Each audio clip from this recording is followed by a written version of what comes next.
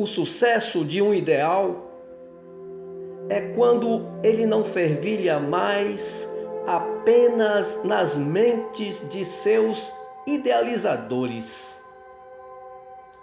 por já estar impregnado no subconsciente de todos que o cercam.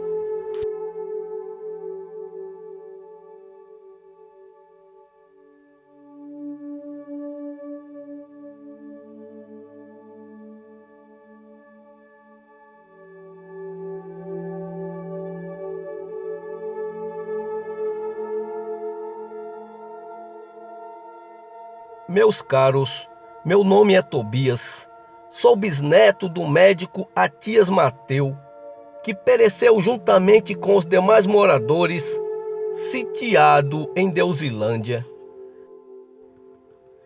Para minha família e muitas outras, sem dúvidas, uma ferida tão profunda que 80 décadas após o acontecido ainda não cicatrizou. E com o objetivo de buscar a verdade, só me restou recorrer ao além.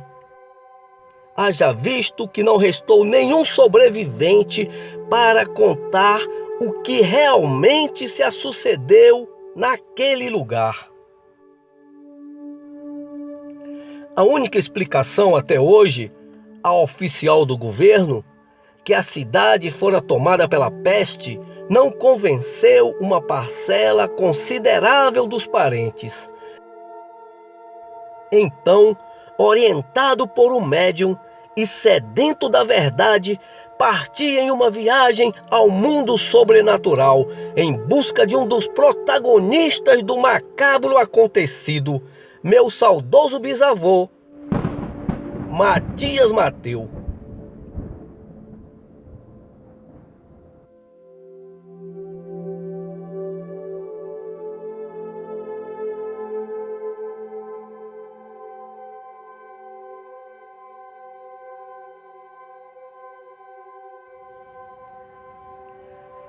Deusilândia.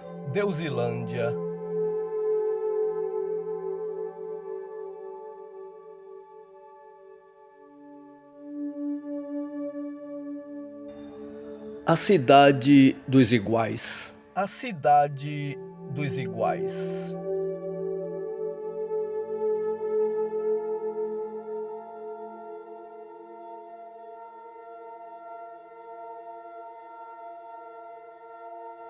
Meu menino tinha acabado de me formar médico e fui convidado para trabalhar em Deusilândia, uma pequena cidade com cerca de 15 mil habitantes, no Planalto Ravenar, no longínquo estado de Madre Bela. Solteiro e precisando de dinheiro para me manter e ajudar meus pais, aceitei de pronto o convite, sem ter a menor ideia que estava de partida para o que viria a ser as experiências mais extraordinária e traumática de minha vida. 13 dias depois, já estava na cidade, surpreso com o urbanismo de primeiro mundo à disposição dos locais, surpreso com os instrumentos médicos de ponta que equipavam o lugar bem decorado onde desempenharia meu ofício. O posto de saúde comunitário Santo Amaro de Ravenar.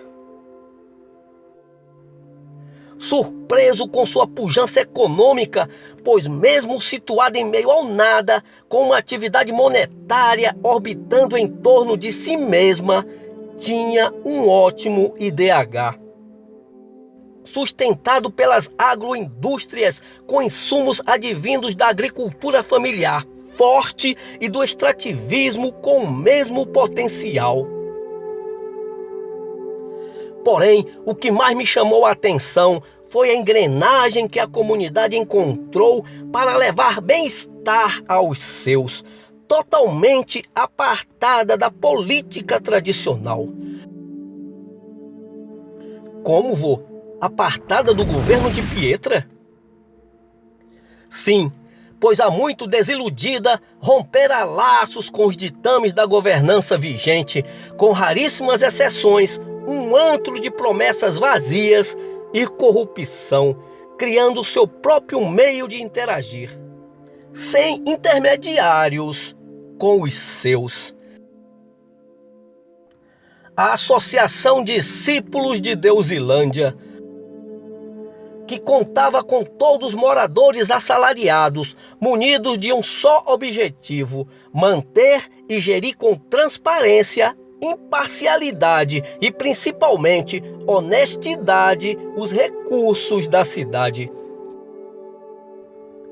40% dos ganhos de cada associado armazenados no tesouro comunitário. Parecia que eu estava em um mundo irreal, pois as coisas fluíam de uma maneira tal que deixava a todos com uma áurea elevada, pois sentiam que estavam sendo atendidos quase que de pronto em seus pleitos. Todas as manhãs, quando me dirigia ao meu ofício no posto de saúde, que oferecia a todos os deseolandenses assistência médica a contento, até em casos de alta complexidade. Me deparava com vários ônibus escolares, pegando os alunos para suas lidas com as letras, em escolas bem estruturadas, com merenda de qualidade.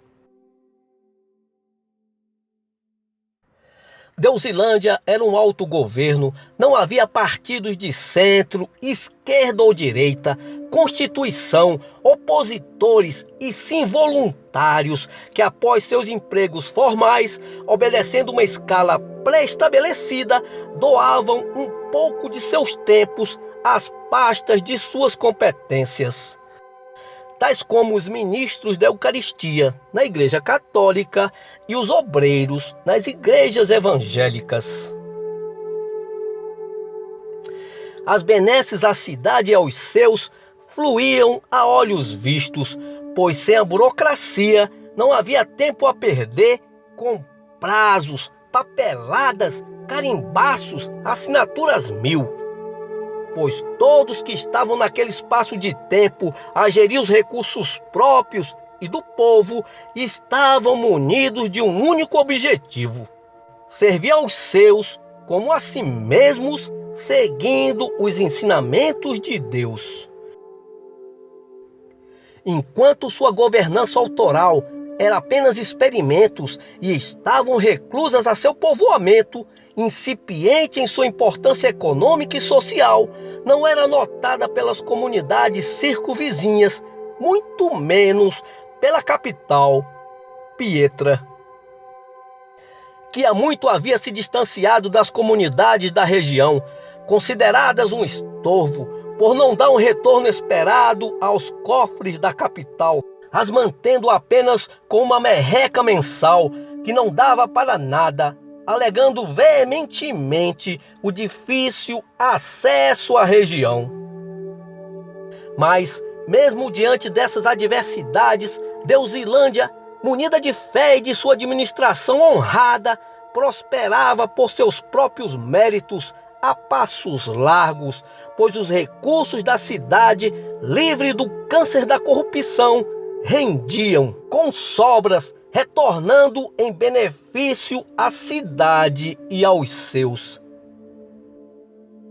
O dito autogoverno e sua administração voluntária atraía a atenção dos desassistidos mandatários das comunidades carentes adjacentes, bem como de seus munícipes, que aos poucos começavam a migrar para aquela que se tornara referência em desenvolvimento, despontando como um oásis em meio ao deserto. E na assembleia daquela data, em Deusilândia, os membros da associação se atentaram que não seria salutar Deusilândia continuar a ser a única na região a oferecer uma vida digna aos seus. E por unanimidade, resolveram compartilhar as engrenagens de sua governança. Então, no dia seguinte, estava estampado em letras garrafais, em todos os jornais da região do Alto Ravenar. Fórum Novas Práticas Administrativas. Deusilândia, 24 e 25 desse mês, no auditório da associação.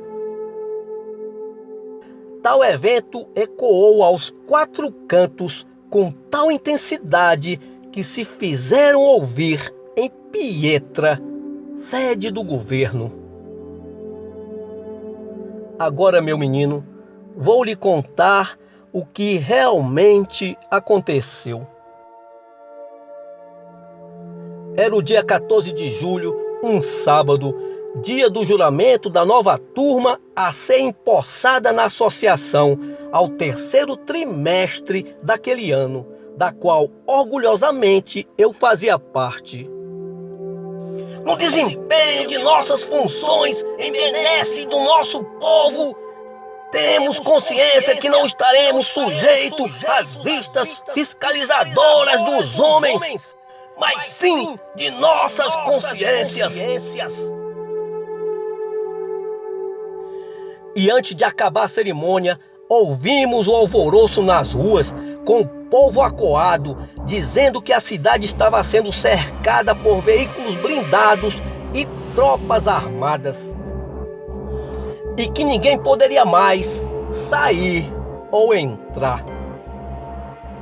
A partir deste dia, sob o jugo da força, haja visto que a única opção que nos fora dada, além da ração diária, era aguardar a morte.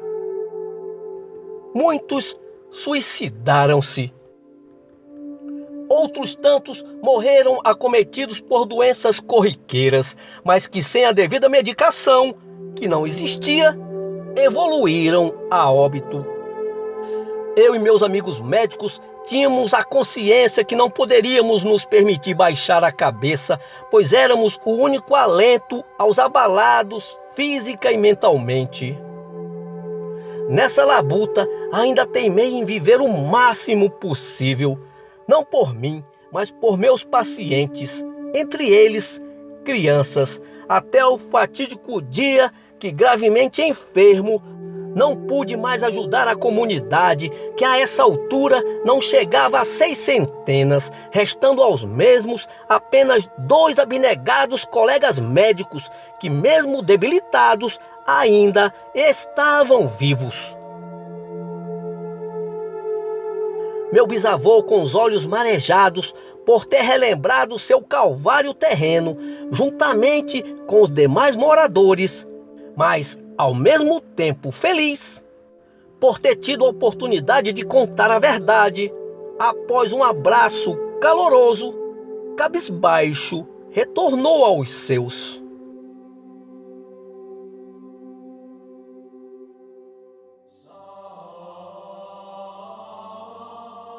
Já de volta ao mundo terreno, me pus a matutar. Pobre Deusilândia, enquanto os fundamentos de seu autogoverno não extrapolaram as suas divisas, não despertaram aos egrégios nenhuma inquietude. Porém, a partir do momento que, desprovidos de avareza, tentaram levar os ensinamentos de sua bem-sucedida governança às comunidades desassistidas que orbitavam em seu entorno, não se atentaram que tal atitude seria considerada uma grave afronta ao poder central e seria repelida com força, como realmente se a sucedeu.